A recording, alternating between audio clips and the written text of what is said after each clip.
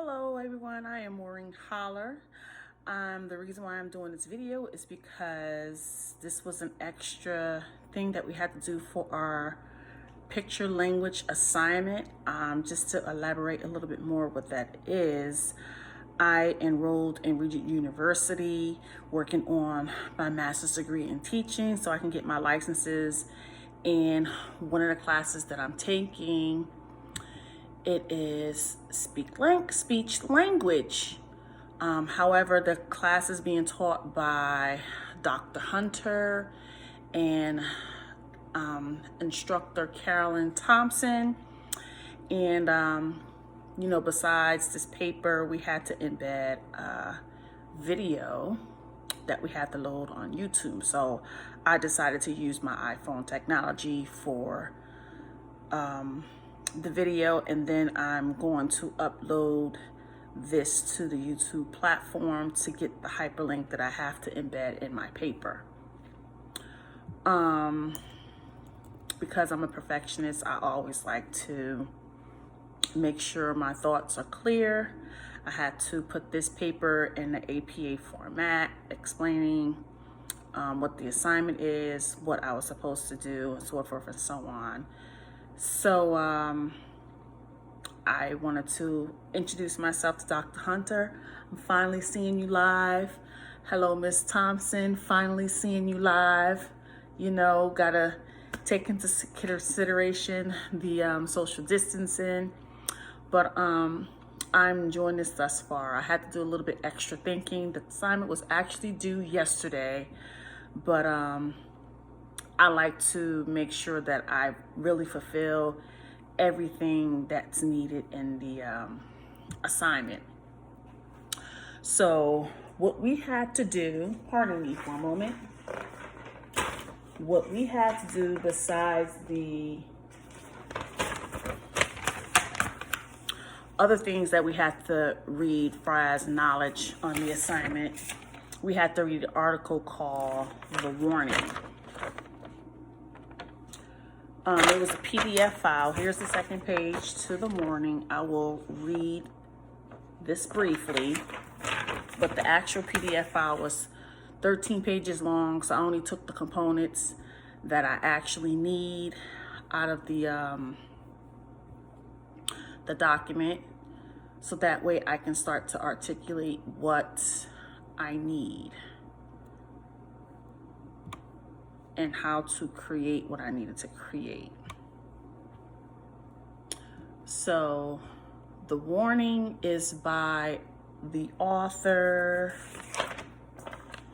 Well, actually, it don't give the author, but it's an article that was written in 1984, 1977 by John Weston Walsh, publisher.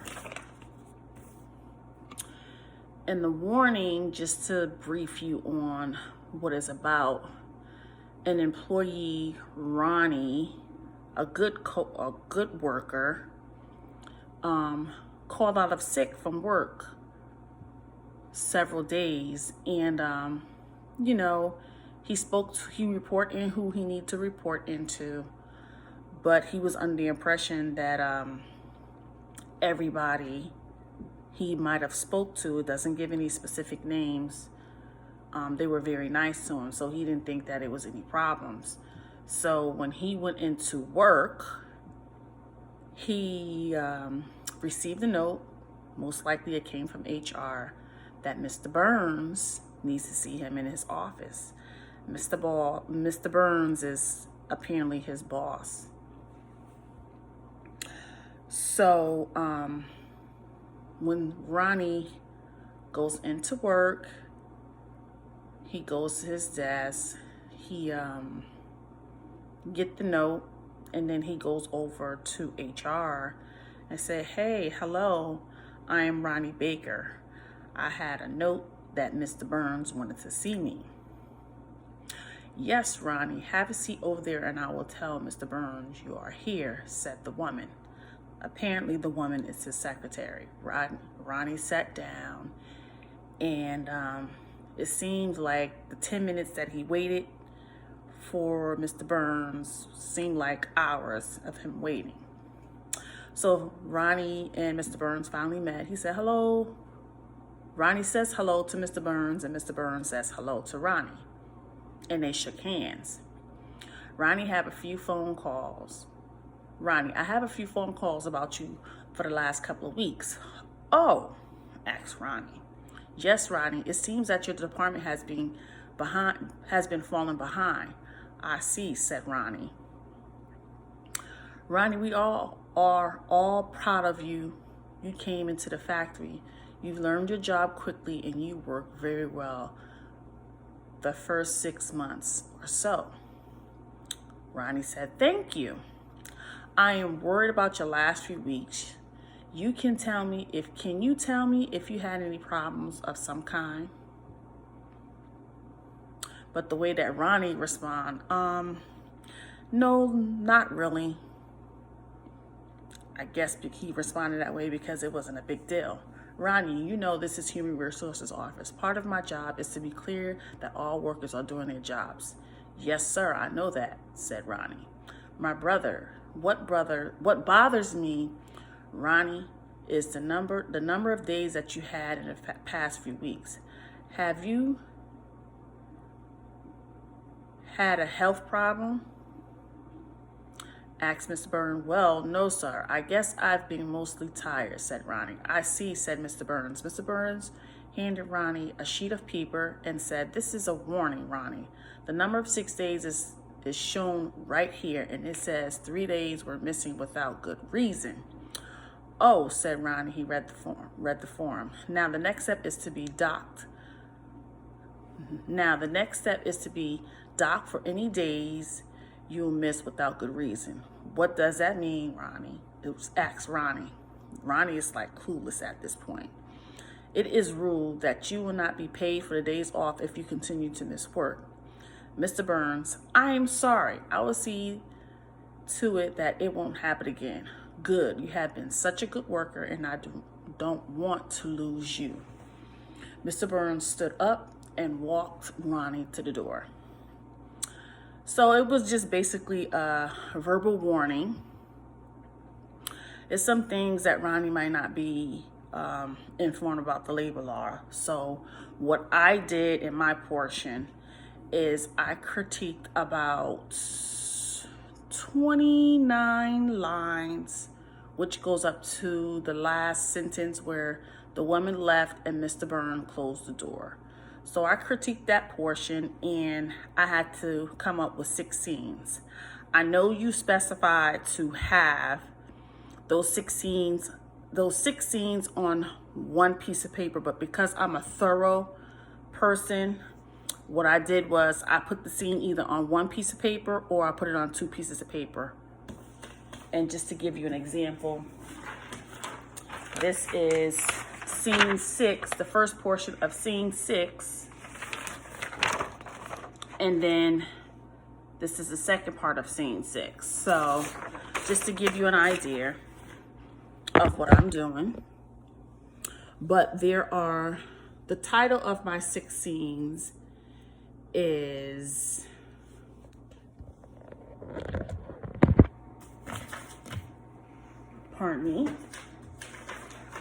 The title of my 6 scenes is 1, Ronnie drove to work. After Ronnie got to work, he had to walk to work to get to the building. Ronnie opened the door. Ronnie walks inside the job to go to his cubicle, and he see the note on the desk.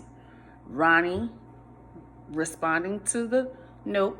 He's going to HR, which is the 5th scene, and then the 6th scene, Ronnie see Mr. Burns. I thought that was the most easiest thing for me to do, to show my work and the clarity and the beauty of that.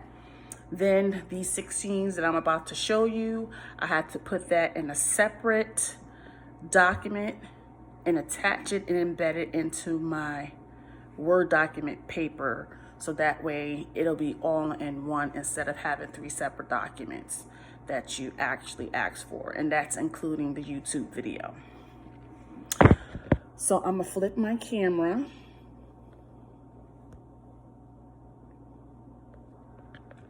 I'm sorry, actually, I can't. But pardon me. So for scene 1, as you can see, Ronnie gets up and he's saying it's time to go to work. So he might have been sick the day before. So this is my picture of Ronnie. Scene 1. Scene 1. I hope you like my art. But scene 1, scene 2, scene 1, part 2, this is him driving to work.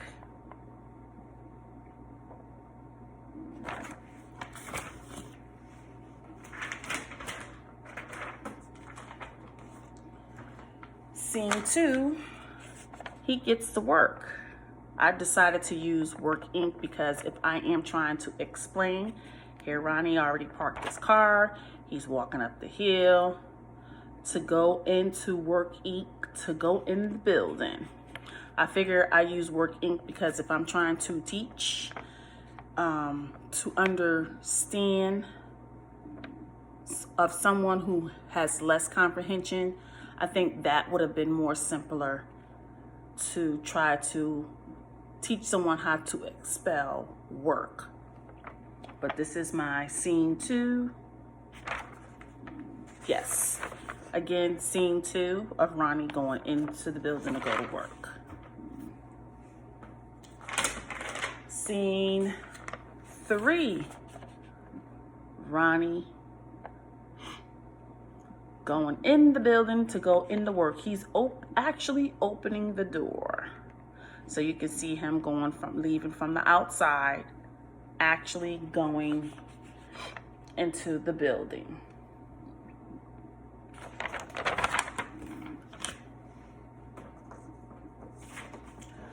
So as Ronnie proceeds in the building, he greets everyone that he walked past down the hallways. Here his happy face. He gets to his desk and he sees the note and he's like, what now? Like with this impression on his face, like, what now? What did I do? I did what I was supposed to, and now I gotta see this note. So this is his cubicle.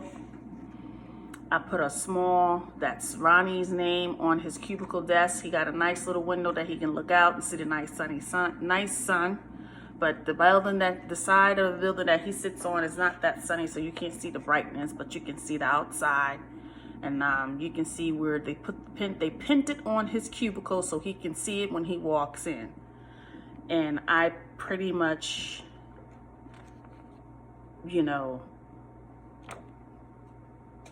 enlarged the section with the note saying, HR, go see Mr. Burns. That is scene 4. So after he goes to his cubicle, walking down the hallway, and he got all kinds of thoughts in his head. And the one thought he got in his head, like, what did I do? I was sick, and I called in, I reported like I supposed to. So this is Ronnie going down to HR. This is scene 5. He sees the secretary, and that's Mr. Burns' door. While he's sitting there waiting. He's sitting outside his door. And scene 6, he finally goes inside of Mr. Burns' office. I didn't want to get too crazy with the art, so I made this scene as though he was already in Mr. Burns' office after the secretary said, okay, you can go see Mr. Burns. And he said, hello, Mr. Burns. And here is Mr. Burns sitting in his office as he approached to go in his office. And he said, well, hello, Ronnie. And the last scene is Ronnie goes see Mr. Burns. So I actually love picture language because I actually have 2 children of my own. Elizabeth, she's actually 14 now, and Thomas, he's actually 9. And both of them had struggles with the reading. And you know, I wanted to get a little bit up close and personal. Elizabeth, she did have a little a language delay, and I personally was able to teach her, you know, the regular jargon by choosing the memory game. You will see in my paper that I have a hyperlink in there for the memory game, and it had, like, you know, the animals, like a pig, giraffe, and I just repeatedly, every night we went to bed and we were sitting there. If I even have nothing to do, I would start to teach her the different words that she needs to know to communicate on a regular basis. That is very dear near me. I think that right there is definitely old-fashioned. I'm like a person that likes to do stuff old-fashioned because I learned that way. My son, when he was in kindergarten, he, you know, knew his ABCs and all that, but the teacher, she kind of was not like interactive with my son because I think she was overwhelmed with the amount of children, but I feel that's not an excuse. But, you know, I was able to use some of the strategies that the instructor Carolyn Thompson illustrated in her video. And actually, Thomas is a high frequency learner right now. He still have a little bit comprehension issues, but that will change over time. But with this illustration that I did here, this is easily compatible to put those scenes into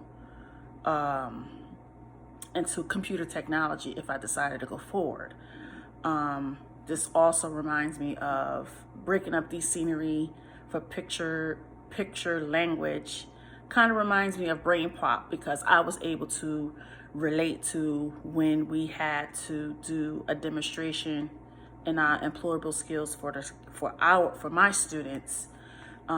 We just talked about 9/11, and actually Brain Pop is the most magical tool that they have out now because it uses the audio. Is able to, if you want to put assessments up for them, you can do flashcards, any little trick or trade that you want to use to teach the children. And especially if I work with mostly severe disability children. It's there. It's just like a live cartoon, but I love that tool. I'm just getting ready to sum up this video. And I think I really enjoyed this assignment. Just one extra step, but I don't mind. And I want to thank you for your time. I hope you enjoyed it.